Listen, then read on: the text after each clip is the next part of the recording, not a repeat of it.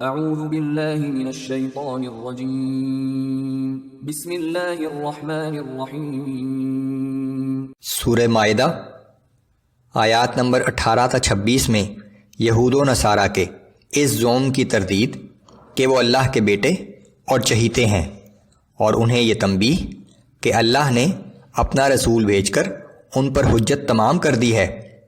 بنی اسرائیل کو ان کی تاریخ کے ایک واقعے کی یاد دہانی جب انہیں ارض مقدس میں داخلے کا حکم دیا گیا، انہوں نے بزدلی دکھائی اور اپنے رسول کا حکم ماننے سے انکار کر دیا، جس کی انہیں یہ سزا ملی کہ 40 سال تک صحرا میں بھٹکتے رہے۔ اعوذ باللہ من الشیطان الرجیم۔ وقالت اليهود والنصارى نحن أبناء الله وأحباؤه قل فلم يعذبكم بذنوبكم۔ اور یہود اور نصارہ یہ دعویٰ کرتے ہیں کہ ہم اللہ کے بیٹے اور اس کے پیارے ہیں۔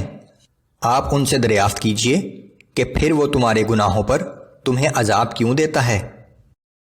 بل انتم بشر ممن خلق يغفر لمن يشاء ويعذب من يشاء۔ بلکہ اصل بات یہ ہے کہ تم بھی ویسے ہی انسان ہو جیسے اللہ نے دوسرے انسان پیدا کیے ہیں، وہ جسے چاہے بخش دیتا ہے اور جسے چاہے عذاب دیتا ہے۔ وَلِلَّهِ مُلْكُ السَّمَاوَاتِ وَالْأَرْضِ وَمَا بَيْنَهُمَا وَإِلَيْهِ الْمَصِيرُ۔ اللہ ہی کی سلطنت ہے آسمانوں پر اور زمین پر اور جو کچھ ان دونوں کے مابین ہے، اور بالآخر سب کو اسی کی طرف واپس لوٹ کر جانا ہے۔ یا اہل الكتاب قد جاءکم رسولنا يبین لکم على فترة من الرسل ان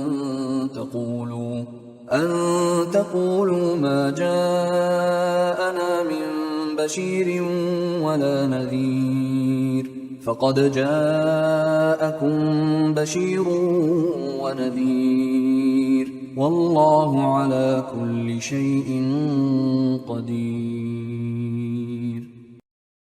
اے اہل کتاب، ہمارا یہ رسول جو تم کو ہمارے احکام واضح طور پر بتاتا ہے، ایسے وقت میں آیا ہے جب کہ رسولوں کا آنا ایک عرصے سے بند تھا، تاکہ تم یہ عذر نہ پیش کر سکو کہ ہمارے پاس کوئی بشارت دینے والا اور ڈرانے والا نہیں آیا، سو بلا شبہ اب تمہارے پاس بشارت دینے والا اور ڈرانے والا آ گیا ہے، اور اللہ ہر چیز پر پوری طرح قادر ہے۔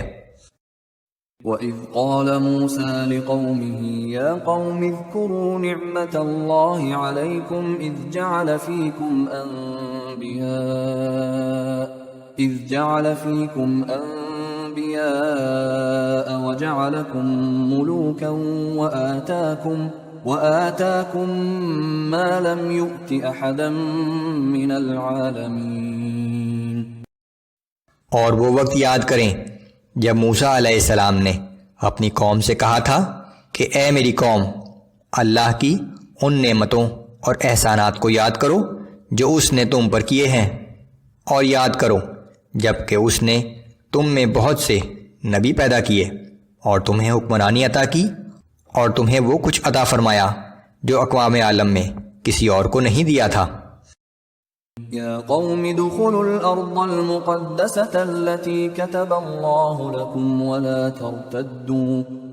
ترتدوا على ادباركم فتنقلبوا خاسرين۔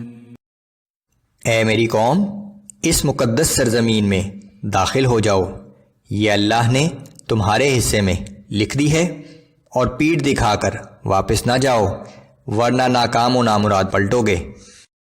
قالوا يا موسى إن فيها قوما جبارين وإنا لن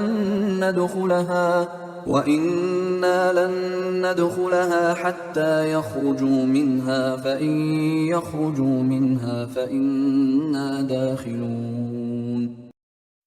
بنی اسرائیل نے جواب دیا کہ اے موسیٰ، اس میں تو بڑے زوراور لوگ رہتے ہیں، اور جب تک وہ لوگ وہاں سے نکل نہ جائیں ہم اس میں ہرگز داخل نہ ہوں گے۔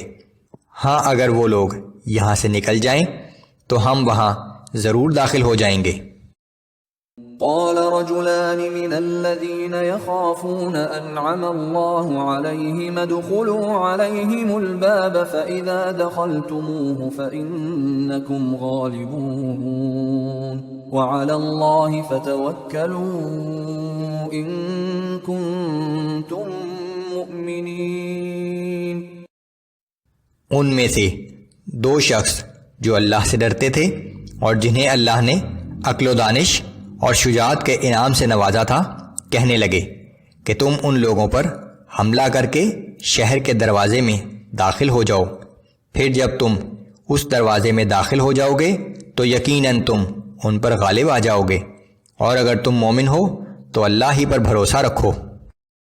قالوا يا موسى إنا لن ندخلها أبدا ما داموا فيها فاذهب أنت وربك فقاتلا إنا هاهنا قاعدون۔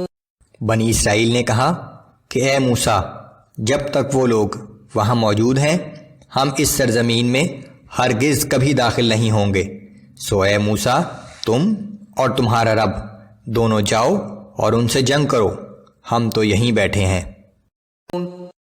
قال رب إني لا أملك إلا نفسي وأخي فافرق بيننا وبين القوم الفاسقين۔ اس پر موسیٰ علیہ السلام نے کہا کہ اے میرے رب، میں سوائے اپنے اور اپنے بھائی کے کسی اور پر اختیار نہیں رکھتا، پس تو ہمارے اور اس نافرمان قوم کے درمیان فیصلہ کر دے۔ قال فإنها محرمة عليهم 40 سنة يتيهون في الأرض فلا تأس على القوم الفاسقين۔ اللہ نے فرمایا کہ یہ مقدس سرزمین ان لوگوں پر 40 سال کے لیے حرام کر دی گئی ہے، یہ لوگ زمین میں سرگرداں پھرتے رہیں گے، سو اے موسیٰ اب اس نافرمان قوم کے حال پر افسوس نہ کرنا۔ اللہ اور اس کے رسول کی نافرمانی کا یہ نتیجہ نکلا کہ بنی اسرائیل اگلے 40 سال تک صحرا میں بھٹکتے رہے۔